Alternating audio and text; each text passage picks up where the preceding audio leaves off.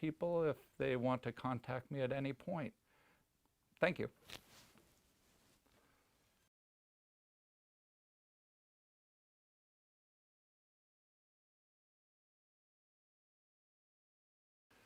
Okay, so to address some questions out there, I thought I would talk a little bit about my writing process.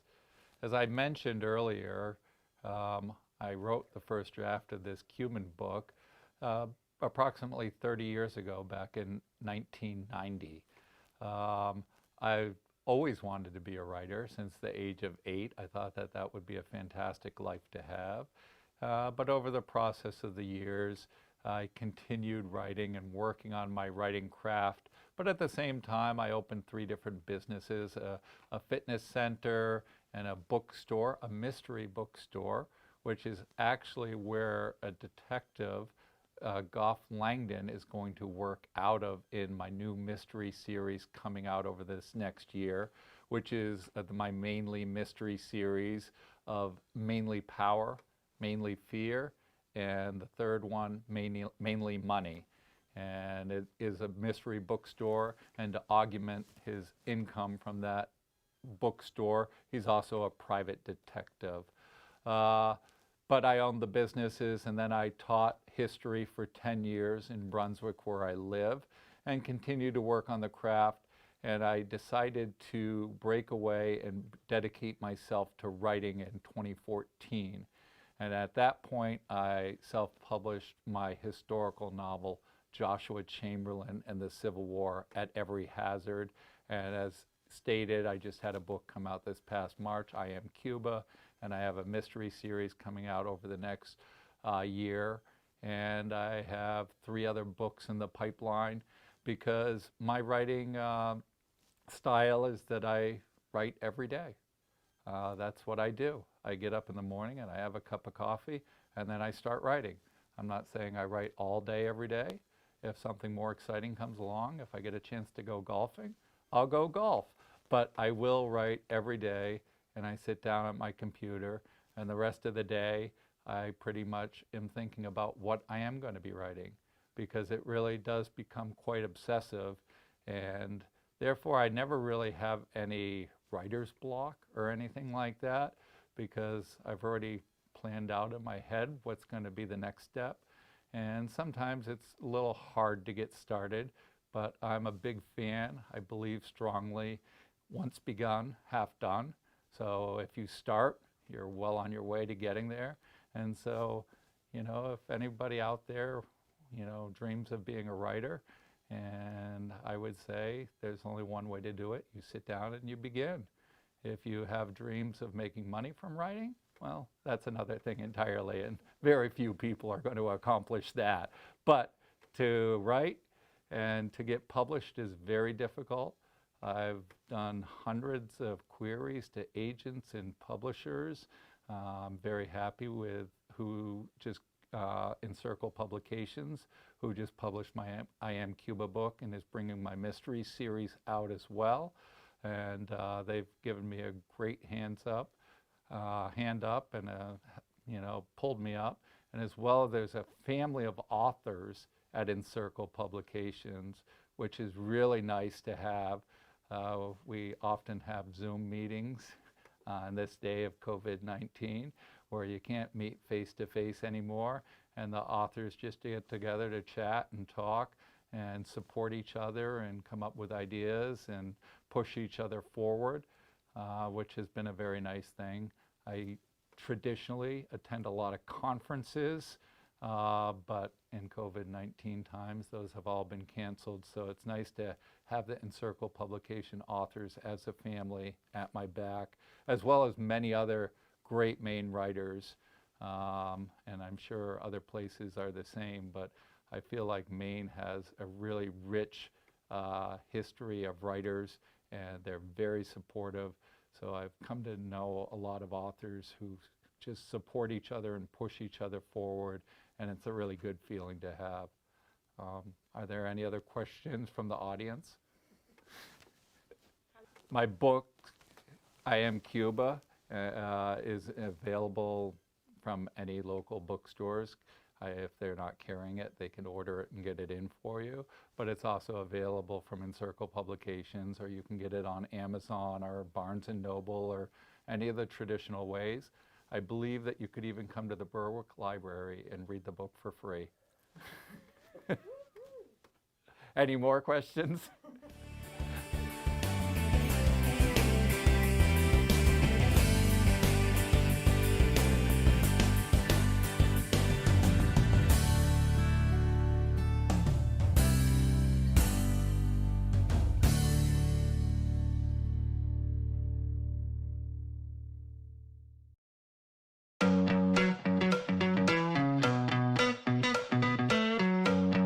My name is Matt Gagne. Welcome to Street Smarts, BCTV's newest segment. I am here with Kara of K9 Academy here in Berwick, and we're stoked to share a little bit about what they do. And Kara, please, you could tell them a little bit better than I can. What do you do? Why'd you choose Berwick?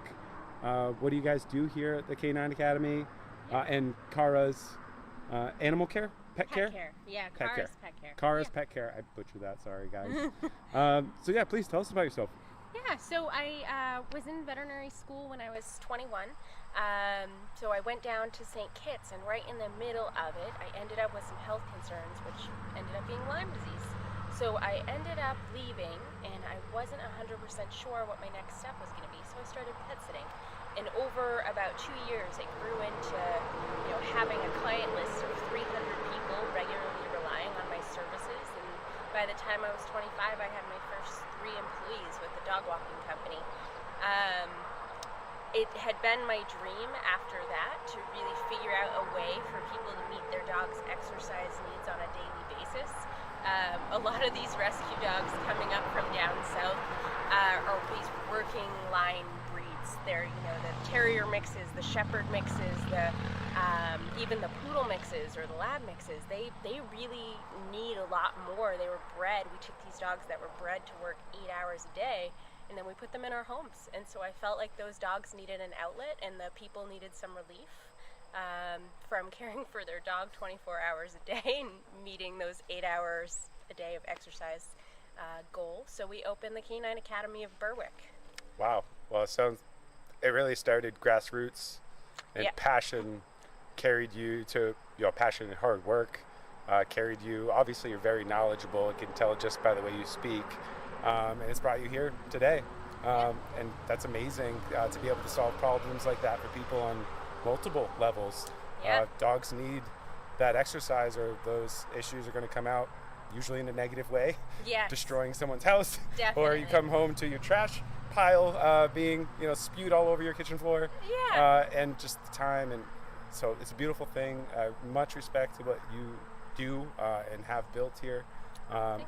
Sorry guys, we're sweating a little bit. It's about 90 degrees out. BCTV, write them a letter, let them know we need t-shirts. Okay? T-shirts, please. But anything else that you wanted to say that people should know? Yeah, we offer group training classes. We run day school from 7 to 5, Monday through Friday, and our dog walking company does a lot of group hikes and different services that dogs who might not be appropriate for a day school type environment will thrive in. So where can people connect with you to find out more about those things? Mostly on Facebook. A lot You of heard people find us on Facebook, K9 Academy of Berwick or Kara's Pet Care. You heard it here on BCTV. Thank you, Kara, and we hope you guys have a great rest of your day. Take care. Bye. Yeah.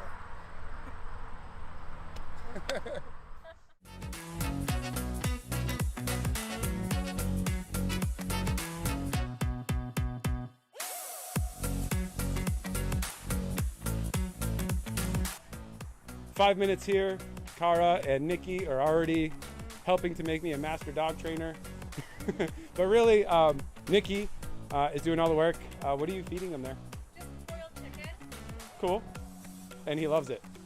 Is that what made his tongue blue? Right, well, so we wanted to introduce one of Kara's head trainers, Nikki. And Nikki, how long have you been a trainer? About a year now.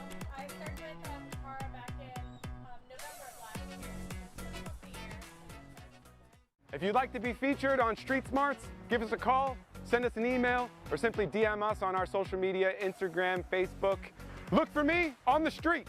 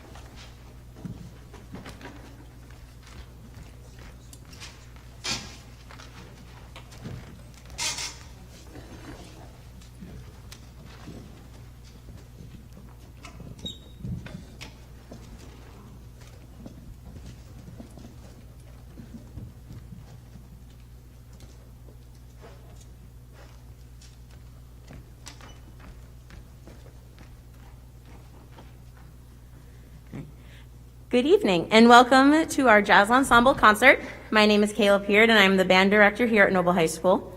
We are glad to bring you tonight to the jazz portion of our winter concert that we had to reschedule from January. Since that night, the students have been hard at work. They have learned an additional song and participated in the District 1 Jazz Festival last week at South Portland High School. We will be featuring a number of soloists tonight. That last piece featured Shar Smith on tenor, Nicholas Adam on alto, and Caleb Poulin on trumpet. When deciding on music, I try to pick a variety of styles to give the students a range of pieces to work on. When we were looking for a Latin piece to round out our program, we read a few, but settled on the Dance of Denial. It has an Afro-Cuban feel, alternating with cha-cha rhythms. It will feature Gunnar Sokol on alto sax, Caleb Poulin on trumpet, and Miles Plummer on drums. I would also like to announce that Miles represented NHS at the Maine State Jazz Festival in the Honors Jazz Ensemble at Bangor High School back in January. So congrats, Miles.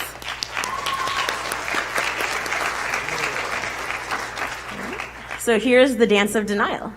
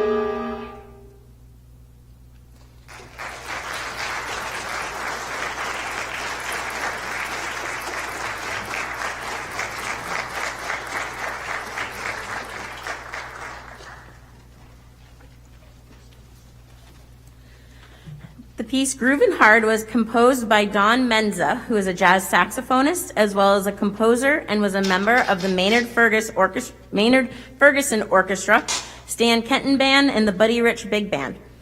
He was also a member of the Tonight Show Band in the 1970s. Groove and Hard is a straightforward shuffle that allowed us to focus a lot on articulations and phrasing. The beginning, after a group entrance, has the brass and saxophones conversing with each other. In the middle of the piece, the saxophones have a solo feature followed by the brass. We had a lot of fun working on this piece, so please enjoy.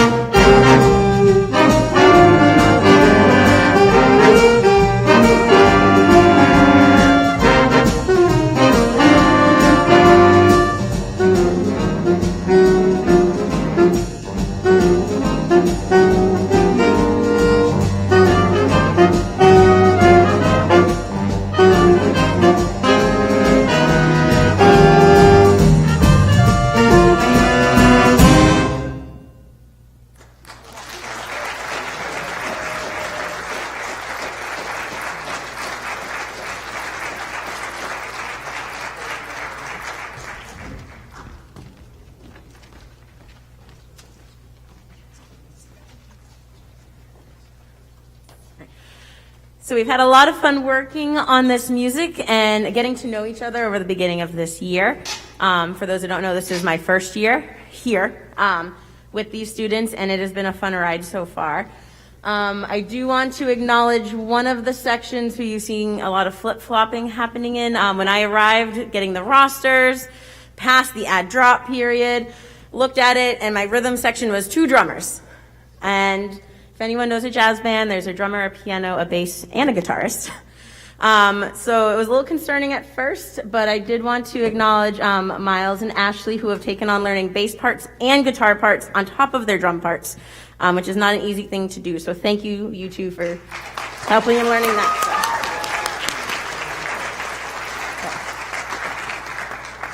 Good. And then everyone else is doing an amazing job as well, too. But I wanted to point that out because there's like an arsenal of guitars over there now. All right, our jazz ensemble's final song tonight will be Gospel John. This song was written by Jeffrey Steinberg and made famous by Maynard Ferguson. We will be playing an arrangement made by Andy Clark this evening. It will feature Caleb Poulin on trumpet, Ian Lowry on bari, and Alex Terrio on trombone.